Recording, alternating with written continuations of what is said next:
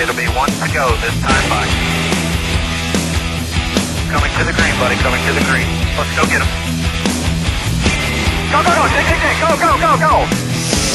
Get your motor running. Head out on the highway. Good morning, everyone. I'm Mike Garning with True Speed Communication, and on behalf of everyone involved with our organization, I want to thank you for joining us this morning. It's pretty cut and dry. We have Tony Stewart, two-time NASCAR Sprint Cup Series champion, as well as Darian Grubb, the lead engineer over at Hendrick Motorsports' number 5 and 88 teams. And Tony, talk a little bit about why we're here today and this latest step with Stewart Haas Racing. Well, it doesn't take a rocket scientist to figure out.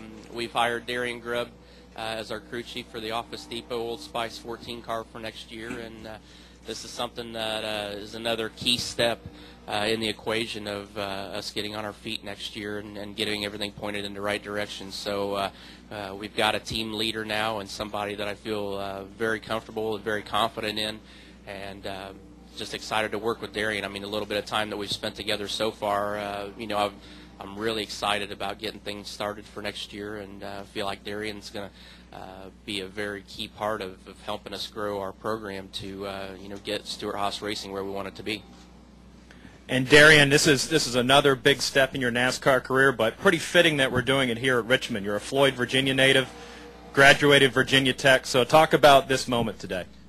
It's a very huge moment for me, just everything I've looked forward to in my life and challenges I've been presented with, and being able to step up each time and just get that opportunity and be with Tony.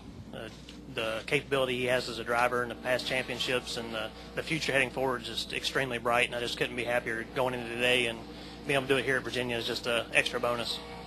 All right, we'll go ahead and open it up to questions. Folks are listening live on Sirius Satellite Radio Channel 128, so if you could please state your name and affiliation. I know folks from the track will have a mic for you. We can start with Ed. Ed Hinton, ESPN.com. For both of you, Darian, have you, or are you going to seek any, are you going to talk to Zippy any about life with Tony on the racetrack, in the hauler, that sort of thing? And Tony, do you think that kind of conversation is necessary anymore about you? Absolutely. I mean, it's and more so just, I mean, it's about relationships, and you guys know that. I mean, it's you build a chemistry, and that's something that Zippy and I mean, we had to do it from scratch starting in '99. So actually last week when we had dinner, I mentioned that to him, that I thought that would be a great idea, and that not so much that you don't have to, but just having an idea of just simple things like if you say it's a little loose or a little tight, those are things that it could take Darian and I weeks to figure out. When I say it's a little this, he needs to know exactly how much a little is to me versus a little from somebody else. So not only on the competition side, but if I'm having a bad day, how do you shorten the curve there and keep me focused on what's going on? So I do think it's a very logical question and a topic that we talked about quite at length at dinner last week. I was thinking a little bit more about the time you said you made Zippy cry. Yeah, I think we're through most of those parts here. I think we're on the downside of that hill. So, but still, it's it's just like anything else. I mean, as a driver, there may be 10 things that I tell Darian, and the first 9 may not mean anything, but that 10th one may click something that he says, okay, hey, I know exactly what I got to do now. So it's a situation where the more information you have, the better, and it's that way as far as Zippy spending time with Darian and saying, this is how we've worked together over the last 10 years, and there's a lot of notes to go off of over that. Yeah, anytime you have somebody that's got a 10-year relationship, you're kind of foolish if you don't go talk to that person just to get a feel for things and how things go, and just be able to take those comments and understand what they really mean. If 10-year relationship is going to be hard to build that kind of history up and be able to just recreate that right off the bat. But Zippy's a very good guy, and I consider him a good friend of mine, good coworker in the garage. So it's one of those things I'm not going to have a hard time giving him a call, I don't think, if I have an issue or something I want to talk to him about.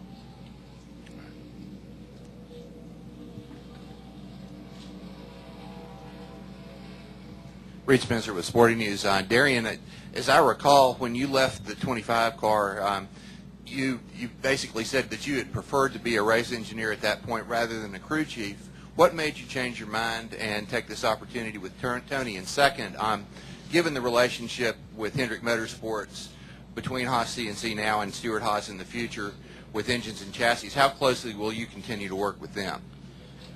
First question, it kind of goes all the way back when I did the deal with the 48 a couple years ago. It's one of those things I didn't ever look for my next step in my career, but as soon as those opportunities come up, it's something you just can't pass up. And the opportunity here to go forward with Tony and Stewart Haas Racing and the chance to build a championship contending team and go out and just fight from the ground up and build something with all these people and everything, get it built around my past history with Hendrick Motorsports. And I've been there for 6 years, so of course there's going to be a lot of things that I'm going to take from that organization just to go and start building that one, because it's hard to go against Hendrick Motorsports and the way they do business. So I'm going to use that and my experience there for 6 years to kind of temper the way we run the Stewart Haas organization. So the chassis and engine departments and stuff in the sport they put into it, second to none. So I'm not concerned at all. I got a lot of people there that I know I can put my trust in because I've worked with them for the last 6 years, and I won't have a problem with that at all.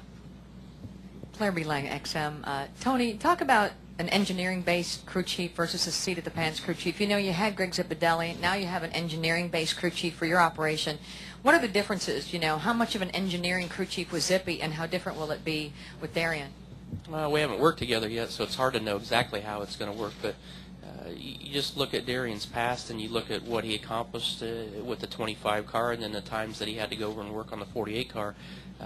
The results are what we look at. It's not necessarily how you get to the end of the road to get to your goal. It's just the fact that he can get to the goal, and you know, that we have that confidence in him. So I think with this car, it's a more engineering type background that it seems like you have to have anyway. And you know, seat of the pants still doesn't hurt anything. I mean, it's practical knowledge versus book knowledge. So you know, it's a combination of the two. And like Darian said, I mean, it's hard to know how it's going to work right now between us, and how his style is going to be different than Greg's. But at the end of the day, I mean, we're already got the major ingredient there, and that's that we both have the same passion and desire to be successful, winning races and winning championships. So that part is something you don't have to fix. Now, how we get to that end goal is you know, yet to be determined. But you know, we at least are focused in the same direction right now.